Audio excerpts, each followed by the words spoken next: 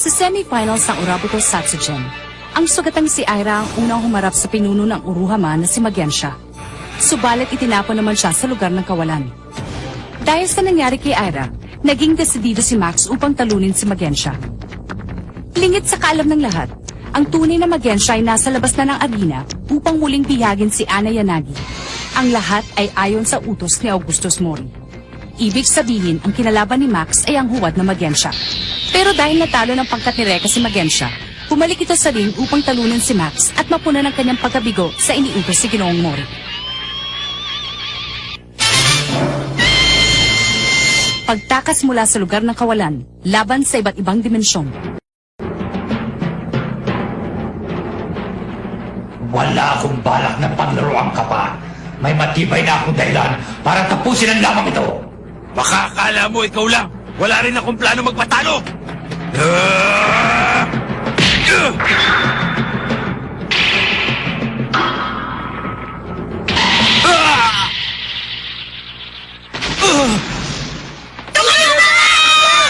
Max! Max! Si Reka! Nakabalik na si Reka! Si Kuya Sancho at Kuya Lorcan! Ano nagtayo ni Max sa laban? Masama. Nang magsimula ang laban, nananalo pa noon si Max. Pero kanina lang, bumalik ang lakas ni Magensha. At alam na naming bumalik na rin ang tunay na Magensha. Imposible. Kanina lang, iniinda niya ang mga bitaw ng kamao ko. Pero ngayon, bakit? Max! Kaya ka nanalo kasi fake na Magensha ang nakalaban mo kanina. Ano? Dahil sinubukan ng tunay na Magensha na kidnapin ang aking prinsesa. Pero natalo namin siya ni Saich at Lorcan kaya bumalik siya dito sa arena. Totoong sinasabi ni Reka, Max. Kuya, bakit? Bakit mo nagawa yun? Tumahimik kayo! Wala akong naiintindihan sa mga sinasabi nyo. Basta ang alam ko lang, natalo ko na minsan ang halimaw na yan at wala siyang pagkakataon para makaalis sa loob ng arena. Nagkakamali ka. Ginagamit ang lugar ng kawalan para makapaglakbay. Yan ang kanyang kapangyarihan. Max naman! Hindi ako naniniwala. Ako pa rin ang pinakamalakas!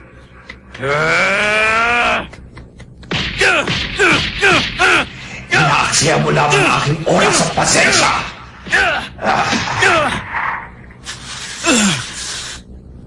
Tatalunin kita! Paniwala sa akin ang ginagawa mo. Ako ang pinakamalakas! Lumalakas ang kanyang mga tira sa akin. Kakaiba ang kanyang kapangyarihan.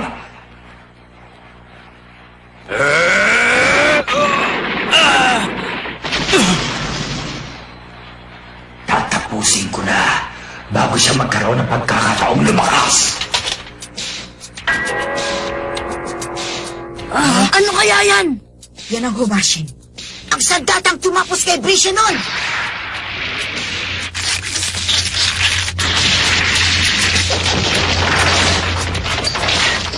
Delikado. Maski ang Nuno Zarashiko ay hindi napigilan ng home machine. Mas lalo na si Max na walang proteksyong bumabalot sa kanyang katawan. Nakao! Lagot na si Max! Kuya Max! Tumakbo ka na! Sige na! Lola, pwede ba? Huwag ka mag-skandalo. Nakalimutan mo na ba sinabi ko? Ako ang pinakamalakas!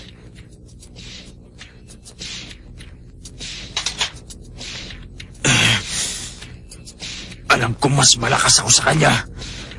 Dahil kung hindi, Tapos ka na!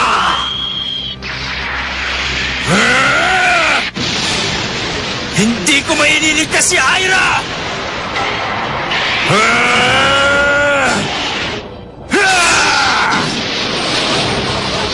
Ano? Nagawa ni Max na sagay ng Humashin.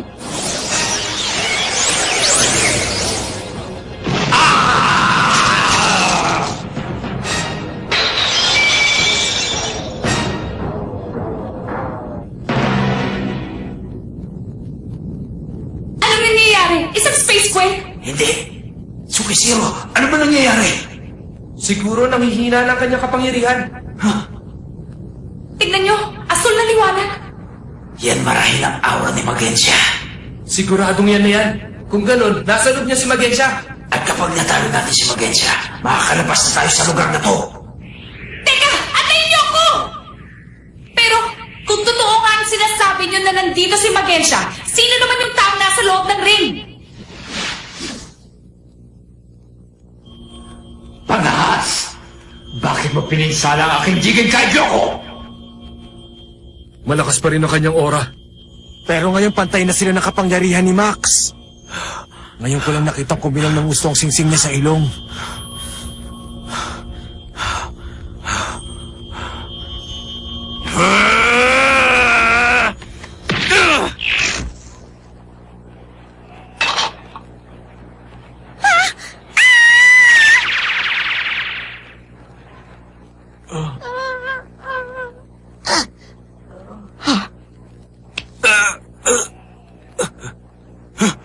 Wala siyang ulo!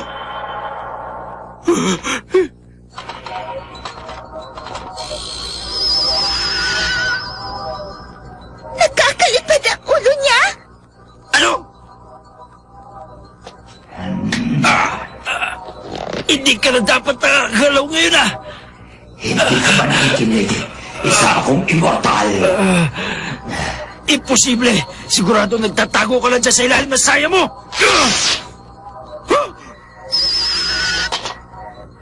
Anong klase yan?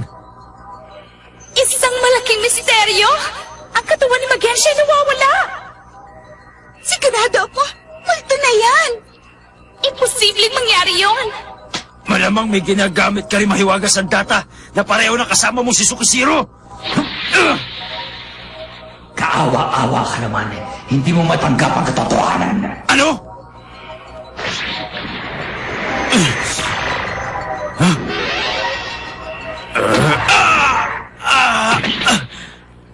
Ano ka ba? Nalingat lang ako sandali. Sabi mo nga sa akin, saang lupalop ka ba talaga nang galing? Parang higanting puppet. Higanting puppet? Isang puppet na hindi nakikita ang tali. Ang Magensya na kinalaban mo kanina ay isa lamang puppet ng tunay na Magensya. Ang tunay na Magensya ay nagtatago sa lugar na to. At mula dito, kinukontrol niya ang kanyang baluti na para manika. Kaya naiiwasan niya masaktan ang gusto. Kaya naman pala hindi tumatama ang mga pagsugod ko sa kanya kanina. Yun pala, dito lang siya nagtatago. Tuso talaga siya. Ayan na ba siya? Yan si Magensya. Pagmasdan mong mabuti ang malaking kristal na yan. Nakakatayo ka pa pala. Matigas talaga ang ulo mo.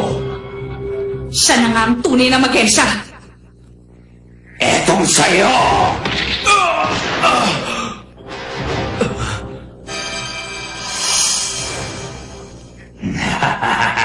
Takot ka na ba? Dapat lang. Dahil dyan na rin ang iyong magiging libingan! Buko ka na! Ikaw pala ay Nakirasawa at kasama mo rin sila si Kishiro at Kachamaru. Paano niyo ako natuntun dito? Kaya pala, nang mapinsalang Jigen kay Gyoko, hindi ko akalain magkakaroon nito ng malaking epekto sa aking tinataguan!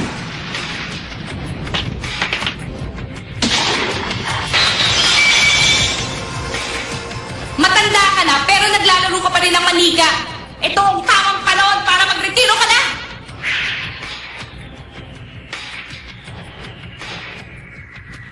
Dapat lumuod kayo sa aking harapan.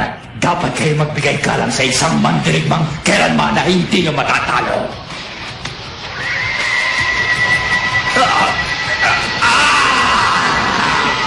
Ano yan?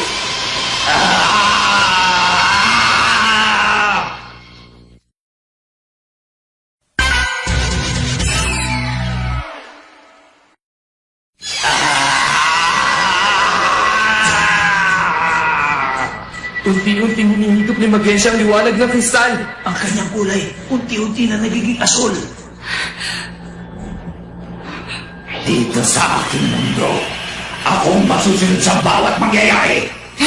Kasi Nutsume! Pangahas!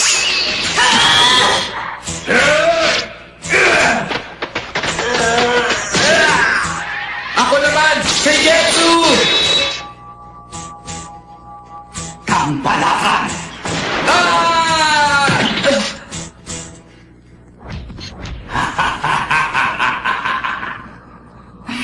Bakit ganon? Malakas pa rin siya! Ang tigas ng ulo ninyo. Sabi nang wala pa makatatalo sa akin. Tulad nyo, hindi rin siya mananalo. Max! Hayaan niyo munang tapusin ko ang gorilla yan. Magdedelikado si Max kapag tinamaan siya ng machine! Ngayon na!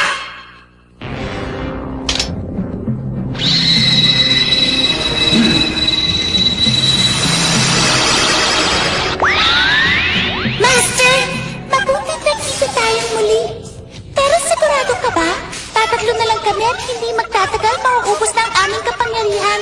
Tsaka na natin problemahin yan! Dahil kailangan ko ngayon ang kapangyarihan nyo! Pumapayag ako basta't kailangan mo. Dapat ba akong matakot sa itsura ng alaga mo, Aira? Ang kaawa-awa mong kasadama. Maaaring natalo niya si Gashakura, pero hindi ako maapektuhan yan. Eh, titignan na lang natin! Ngayon na! Kasadama!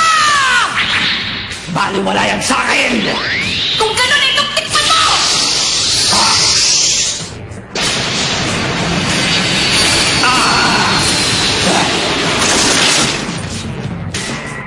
Hindi pwede mangyari ito! Ang aking kristal!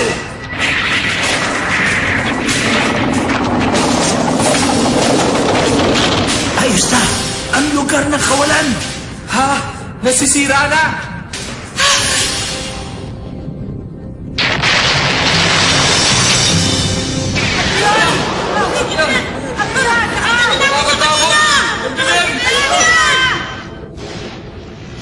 Anong nangyayari? Ha? Ang boses na yun!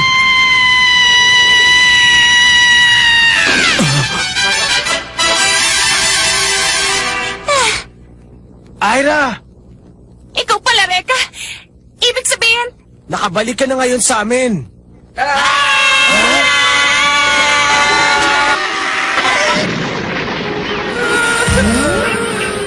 Kasama mo pala sina Tsukishiro at Kashamaru. Pero Aira, ano bang nangyari? mabuti na lang at nalagyan mo ng lamat ang Jigen kay Gyoko ni Magensya. Dahil kung hindi, hindi namin matutuntun kung saan nagtatago ang tunay na Magensya. Ano sabi mo? Tunay na Magensya? Ang kinakalaban mo kanina ay ang puppet lang ng tunay na Magensya. Ano? Asar, hindi lang pala tuso ang hambog na yan, kundi duwag din pala. Kung ganon, nasaan ang tunay na Magensya ngayon? Huwag kayong mag-alala. Lilitaw yon maya-maya lang. Nasira na kasi yung pinagtataguan niya.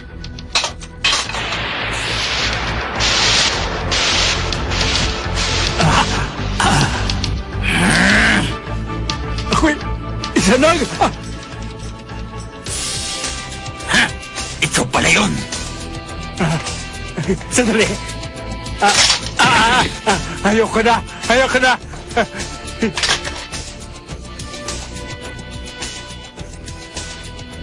Hindi ako patatalo sa'yo! Ilang Max! Malaki ang hirap ni Aira para madala sa akin ang tunay na kalaban! Hindi ko sasayangin ang pagod niya!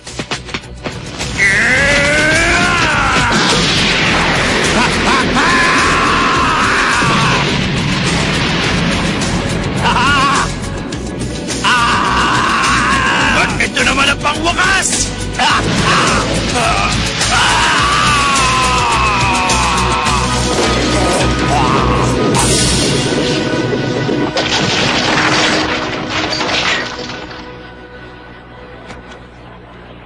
Ano ka ngayon? Siguro naman hindi na siya makakabangon, ano? Salamat naman. At ang nanalo sa labang ito si Max Damon! Nakalusot na po ang pangkat ng Hokage sa semifinals! Tutuloy na sila sa finals! Nanalo si Max! Ang bangis! Hindi ko na pala kailangan pang lumaban ngayon. Magaling mga kasama. Tama ka.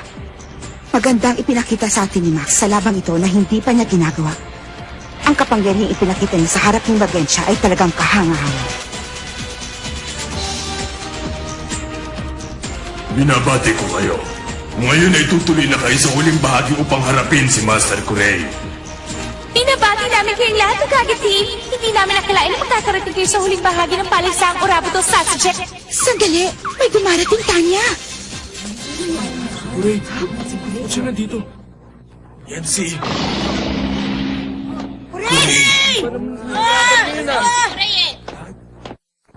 Isa na naman pong kalog sa semifinals ang umakit ngayon sa ring. Ito yung walang iba kundi si Kurei mula sa Uruha, Kurenai.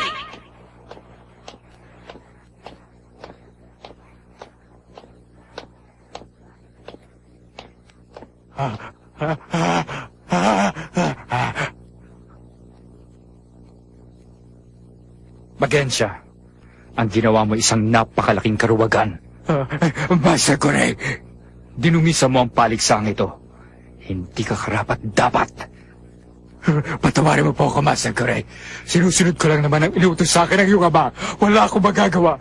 Hindi ko siya maaaring sumayin. Patawarin mo ako.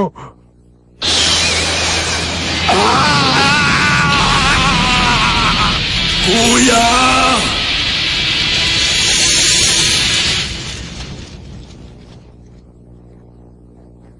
Tama, hindi ka pa rin nagbabago, Kurei. Hindi ba't kasamahan mo si Magensha sa inyong pangkat, pero nagawa mo pa rin kitli ng kanyang buhay? Talagang bato na siguro ang puso mo kaya nagawa mo yan. Diyan ka nagkamali. Ano? At ngayon, pumapasok na po ang kalaban ng Uruha Kurenai. Ang nag-iisang miyembro ng Uruha Ikazuki, si Raiha! Reka, nagkakamali ka dahil si Master Kurei ay hindi kasing sama ng inaakala niyong lahat. Para sa iba, malupit siya. Subalit sinusunod lang niya ang batas ng Uruha.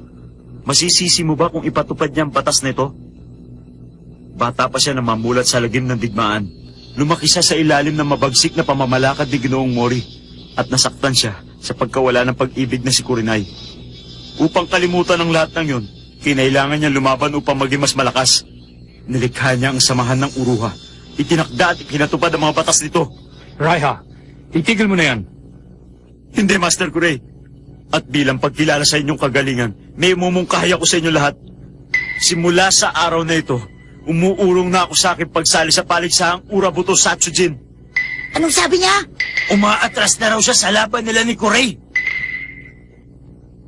Hindi ko mapipilit ang aking sarili na labanan ka, Master Kurei. Kung inyo pong mamarapatin, nais ko na lang pong maging tagapangalaga ng Hokage at Uruha Kurenai. Nakakaiyak naman! Tapos na ang semifinals bago pa man ito nagsimula dahil umatras na sa laban si Raiha. Kung ganon, ang Uruha Kurenai ay tutuloy na po sa finals!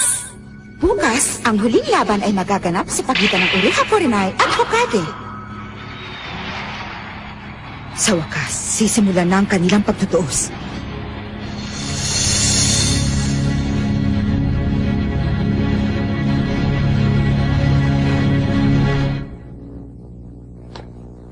Bakit ka nang himasok sa takbo ng paligsahan? Ang ginawa mo ay hindi naayon sa aking mga balak. Bakit? Masisisi mo ba ako kung hindi na ako nasisihan sa mga nangyayari? Bakit mo hinayaang makarating sa huling bahagi ang pangkat ng Hokage? Walang nakakaalam kung anong tiyak na mangyayari at maaari pa kayong matalo bukas sa laban. Kaya naman naniguro na ako bago pa maging huli ang lahat. Imposible! Hindi ako patatalo sa isang tulad lang ni Reka! At ngayon, nais mo na rin akong tapusin? Ama ko, isa lang ang pakatandaan mo.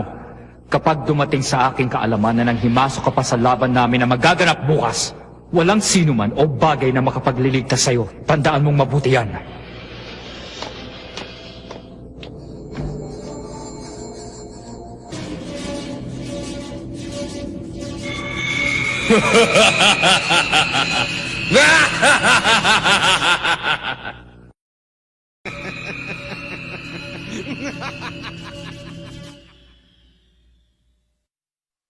All right, we made it to the finals! Of course, we want to start off with a big win, so I'm fighting first! There's no way I'll lose! No one can withstand my power punches!